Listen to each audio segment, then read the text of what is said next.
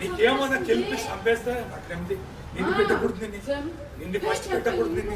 ಅನೇಕಲ್ ತಾಲೂಕಿನ ಹೆಬ್ಬಗೋಡಿ ನಗರದ ವಾರ್ಡ್ ಸಂಖ್ಯೆ 27 ಸಂಪಿಗೆ ನಗರದ ಜನತೆಗೆ ಸಂಪಿಗೆ ನಗರ ವಾರ್ಡ್ನ ಮಾಜಿ ಕೌನ್ಸಿಲರ್ ಶ್ರೀಮತಿ ನಾಗಮ್ಮ ಕೆಎಂ ಅವರ ಪುತ್ರಿ ಶಂಕುಶ ಕೆಎಂ ಅವರ ಸಂದೇಶ ಇಲ್ಲಿದೆ.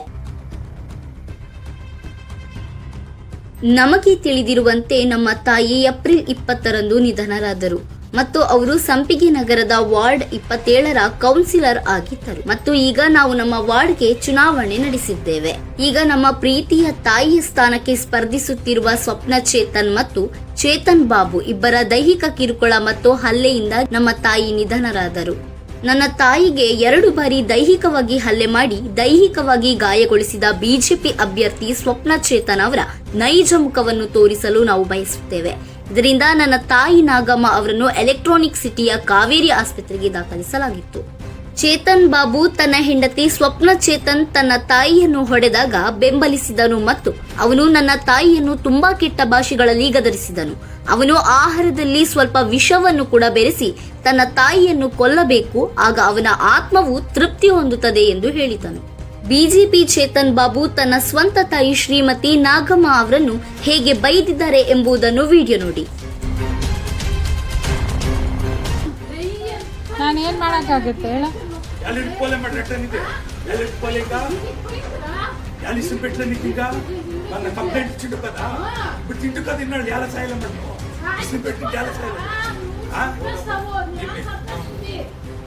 నీకేమన్నా గెలిపి చంపేస్తే నిన్ను పెట్ట కొడుతుంది నిన్ను ఫస్ట్ పెట్ట కొడుతుంది నిన్నే పెట్ట కొడుతుంది.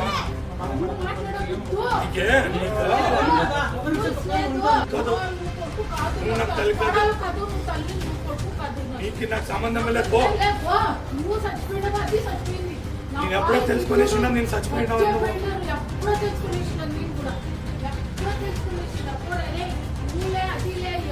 మంచిగా వచ్చేలే నీకు నీకు వస్తుంది కుక్కసావా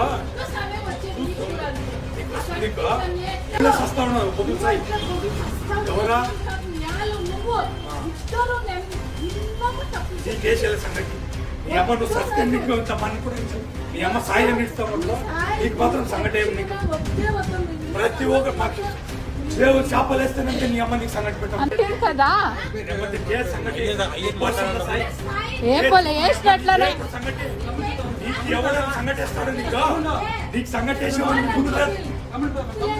అమ్మ నీకే సంగతి చూసుకుంటే మా కయ్యలో పో.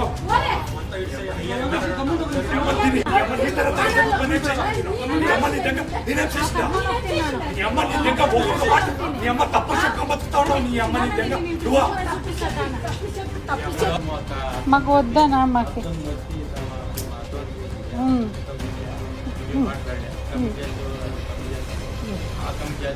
ನಾನು ಹೇಳಲು ಬಯಸುವುದು, ತನ್ನ ಸ್ವಂತ ತಾಯಿಯನ್ನು ನೋಡಿಕೊಳ್ಳದ ವ್ಯಕ್ತಿ ಅವನು ನಮ್ಮ ವಾರ್ಡ್ ಅನ್ನು ಹೇಗೆ ನೋಡಿಕೊಳ್ಳುತ್ತಾನೆ? ಬಿಜೆಪಿ ಅಭ್ಯರ್ಥಿ ಸ್ವಪ್ನ ಚೇತನ್ ಮತ್ತು ಚೇತನ್ ಬಾಬು ದೈಹಿಕ ಕಿರುಕುಳ ಮತ್ತು ದೈಹಿಕ ಹಲ್ಲೆಯಿಂದಾಗಿ ನನ್ನ ತಾಯಿ ನಿಧನರಾದರು. ಮಾನಸಿಕ ಹಿಂಸೆಯಿಂದ ನನ್ನ ತಾಯಿ ದಿನದಿಂದ ದಿನಕ್ಕೆ ಬಲಹೀನಳಾದಳು ಮತ್ತು ಅವಳನ್ನು ನೋಡಿಕೊಳ್ಳುವವರು ಯಾರೂ ಇಲ್ಲದ ಕಾರಣ ನನ್ನ ತಾಯಿಗೆ ಅವರು ನೀಡಿದ ಚಿತ್ರಹಿಂಸೆಯ ಬಗ್ಗೆ ಯೋಚಿಸುತ್ತಾ ಅವರು ನಿಧನರಾದರು. ನನ್ನ ತಾಯಿ ಸಾಯುವ ಮೊದಲು ಅವಳು ನನಗೆ ಮತ್ತು ನನ್ನ ಅಕ್ಕನಿಗೆ ತನ್ನ ಸ್ವಂತ ಆಸ್ತಿಯನ್ನು ಉಡುಗೊರೆಯಾಗಿ ನೀಡಿದ್ದಳು.